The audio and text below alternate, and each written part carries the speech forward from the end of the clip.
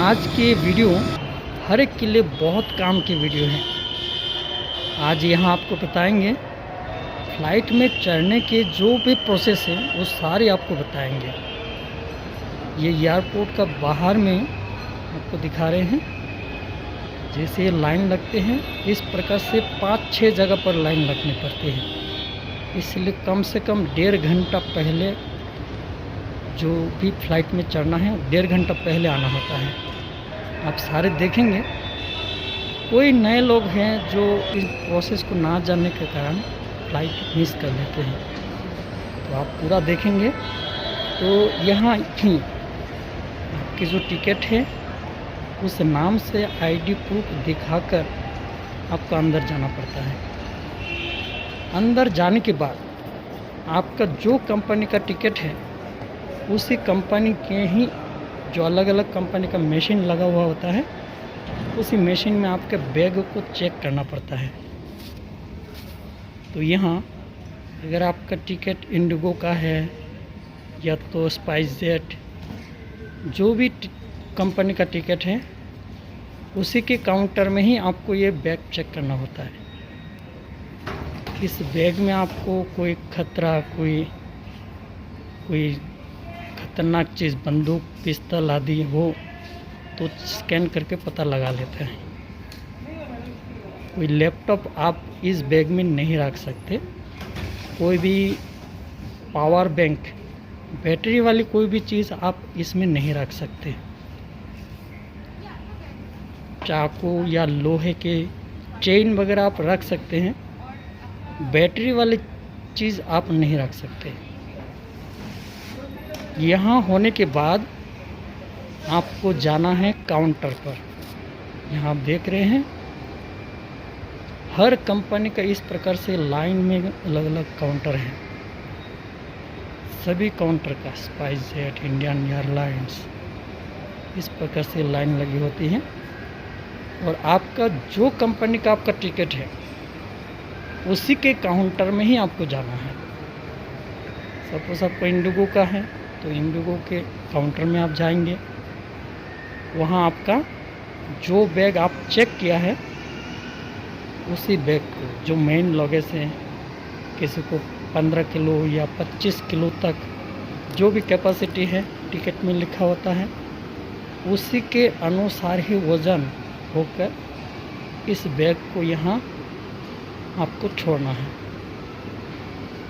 और यहाँ ही आपको फिर आईडी और टिकट फिर से वेरीफाई करके यहाँ आपको बैग ले लेते हैं और टिकट दे देते हैं बोर्डिंग पास के लिए। यहाँ भी कई बार लाइन लगती हैं।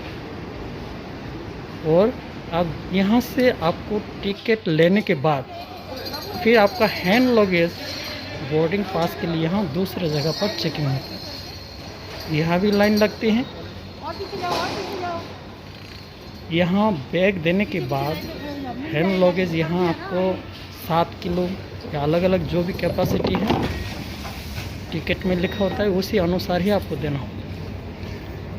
उसके बाद आपको आपका शरीर को कुछ भी ना लेकर आपको चेक करते हैं। शरीर में कुछ भी नहीं होना चाहिए, मशीन से चेक करते हैं। उसके बाद बोर्डिंग पास होने के बाद आपको ये बोर्डिंग आपको फ़्लाइट के लिए एंट्रेंस होता है। यह भी लाइन लगती है। इस प्रकार से जगह जगह लाइन होता है, इसीलिए 1.5 घंटा पहले कम से कम आना होता है। यहाँ से जाने के बाद आपको फ़्लाइट के अंदर में ही जाने के लिए रास्ता होता है। फ़्लाइट में जाने के बाद आपका सिर्फ हैंड लगेज आपके साथ में होता है, बाकी मेन लगेज वो ले लेता है। फ़्लाइट के अंदर जाने के बाद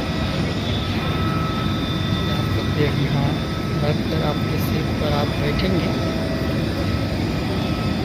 ये ऊपर में आपका हैंड लगेज। उसके बाद आपको फ़्लाइट छोड़ेंगे।